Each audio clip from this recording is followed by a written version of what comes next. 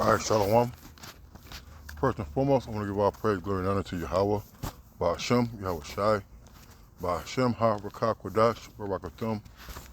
The honor to the apostles and the elders of Great Millstone, and to all the argument across the globe, pushing the word in truth and in sincerity. I want to say Shalom. Zadai Nawa from the Great Millstone Camp, Columbus by way of Cleveland. I just want to, I was watching the video here, how the U.S. stole Puerto Rico mapped, and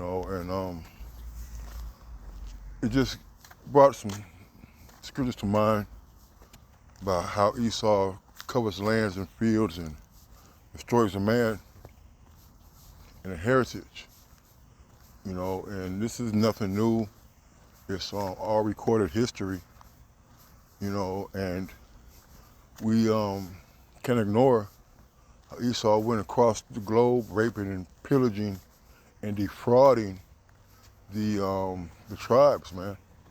This is not a black or white thing, as Apostle Carr said earlier today in his lesson. All right, it's a nationality heritage thing. All right, come on. All right, and we have to understand that Esau conquered lands and replaced those indigenous people with their own to benefit off the labor, off the goods, all right, of that particular land. And Lord, when I could find a video, it was also done in South America with the Dole Company and their fields of bananas, okay, that are abundant there in that land. You know how they come in and they see the fruitfulness, the bountifulness of the land, and they desired it. And in the video here, it talks about how Esau manipulated this land of Puerto Rico by using American, so-called American, let me see what the word, American laws, I guess, for lack of a better word, all right, and their legalese to defraud and to cheat, all right, Ephraim from their living, so how they replaced the government with non-Spanish speaking Americans. They went and took over the fields of sugar canes and actually taxed the Ephraimites for importing or exporting their goods from Puerto Rico to America, which actually bankrupted and caused their infrastructure, their economy, so to speak, to fall. All right, but you can check this video out. This is how the U.S. stole Puerto Rico mapped. But I just want to get a couple of precepts, and I'm willing to listen edifying. It says, this is Micah 2:1. It says, woe to them that devise iniquity and work evil upon their beds. When the morning is light, they practice it because it is in the power of their hand. And I urge you to watch this video, because what Esau does, he uses his so-called democracy, his constitution, his pride, all right, to steal land and resources from people he deems to be inferior. Oh my God, okay. And they use their smooth words to coerce and to manipulate the people, the indigenous people of that land. All right, and this is something that has to be paid for by the hands of Esau Edom, man.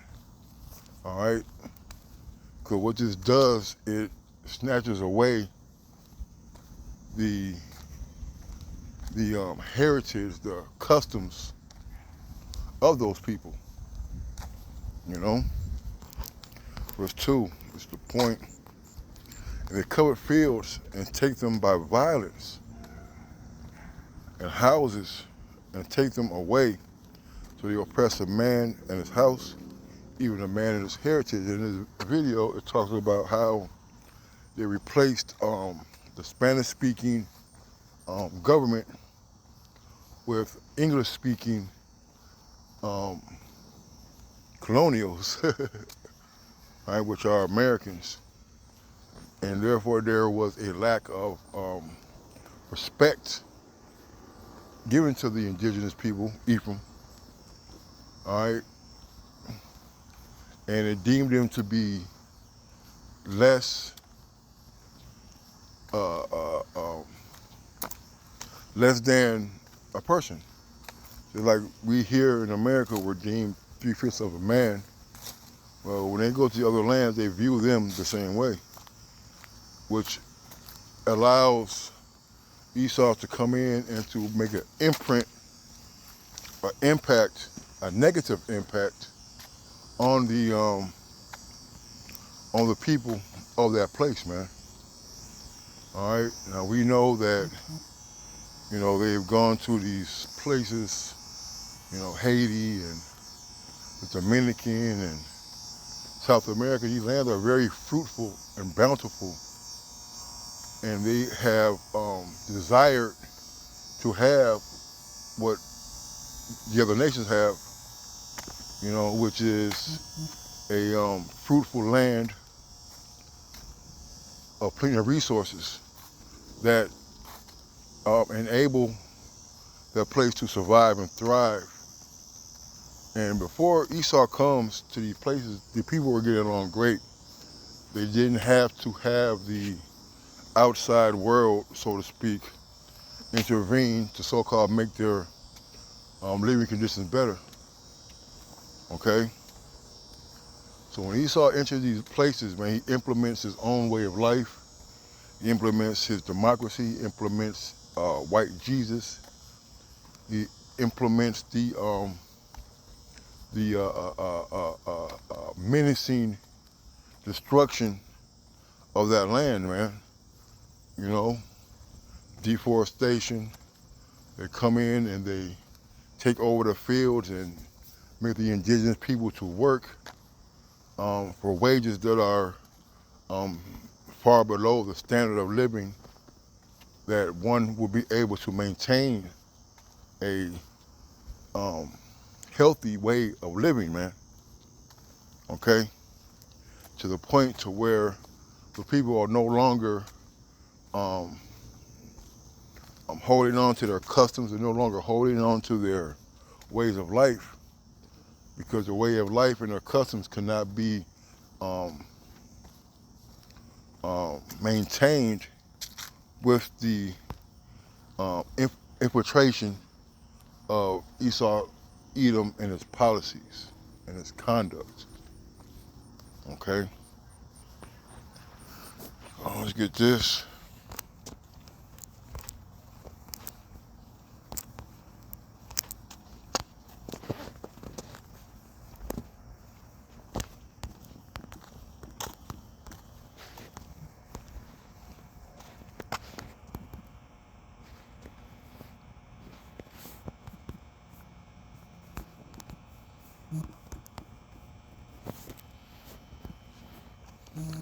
This is Wisdom of Solomon 5:1. So then shall the righteous man stand in great boldness before the face of such as have afflicted him, and made no account of his labors. You know, what Esau doesn't understand, and what he doesn't, well, he does understand, but he doesn't care about defrauding or um, or giving credit or recognition to his um, power that he has now, that has been off the backs of the tribes, man. How they worked these sugarcane fields for less than 4 cents an hour. How they had to pay Esau to export their goods from their homeland to other places, man. All right. Working in the field is very hard work. It's very laborious, you see.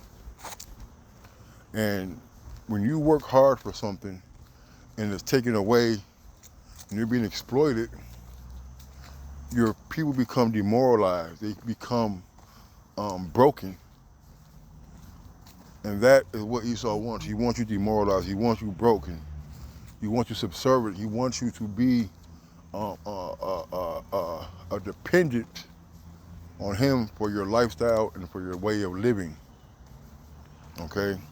But he doesn't give any credit or any recognition to those who actually helped build an empire, which America is an empire, to what we have here today. You know, and we can look back at, you know, the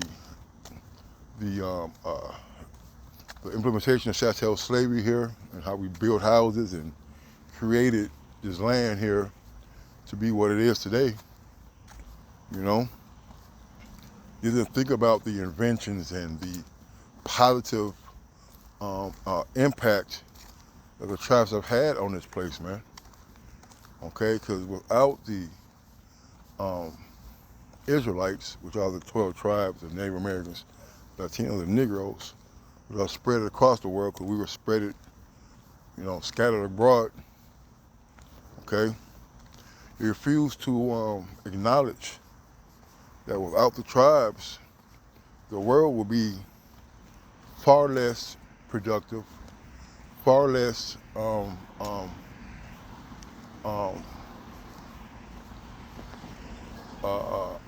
not as good as we have it today.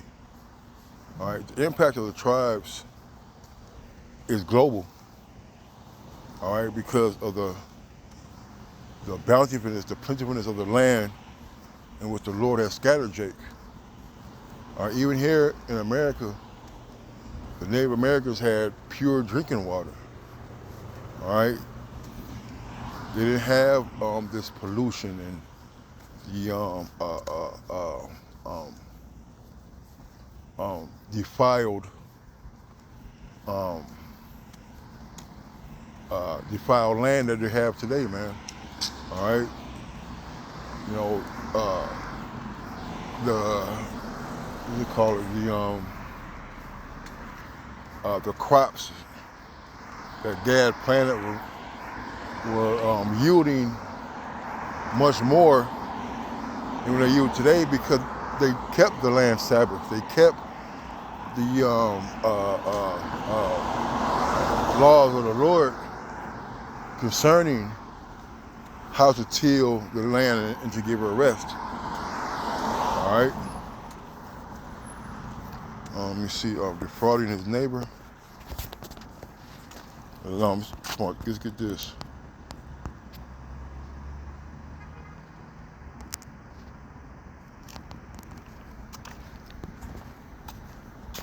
So about 34 and 21, and it reads, "The bread of the needy is their life. He that defraudeth him thereof is a man of blood." Okay? Esau comes to these places and he sees the abundance and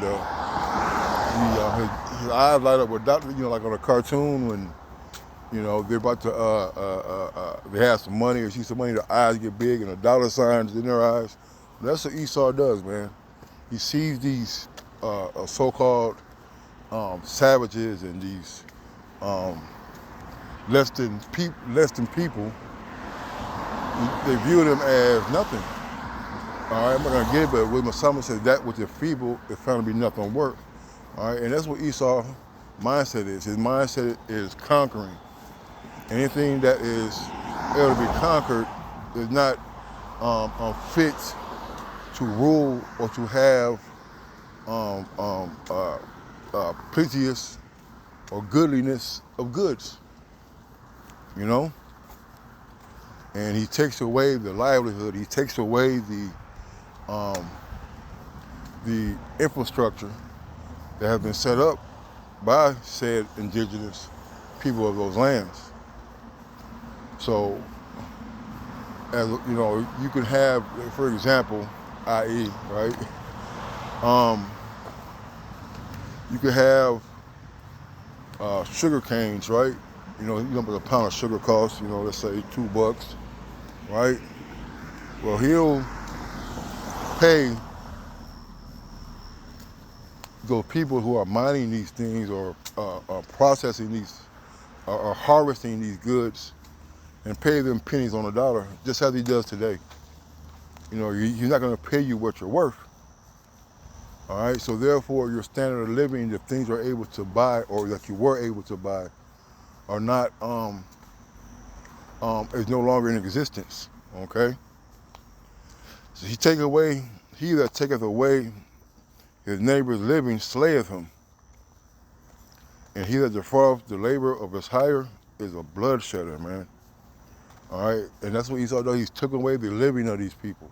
He's taken away a way of life from these, from the tribes, okay? And in turn, it creates what's the word? A environment of poverty.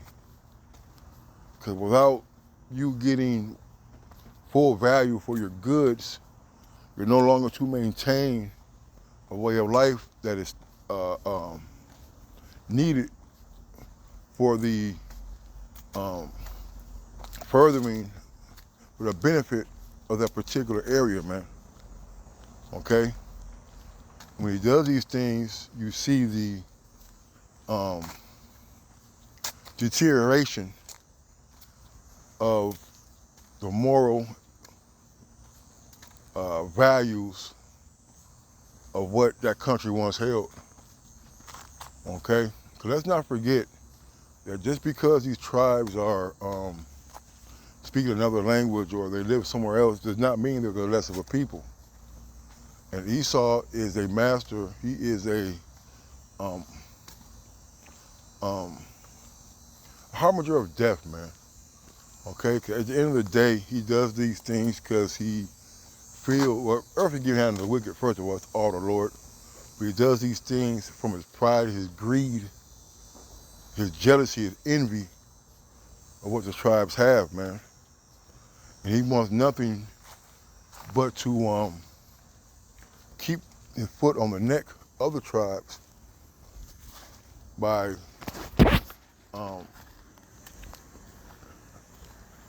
reaping the benefits of their labor, you know.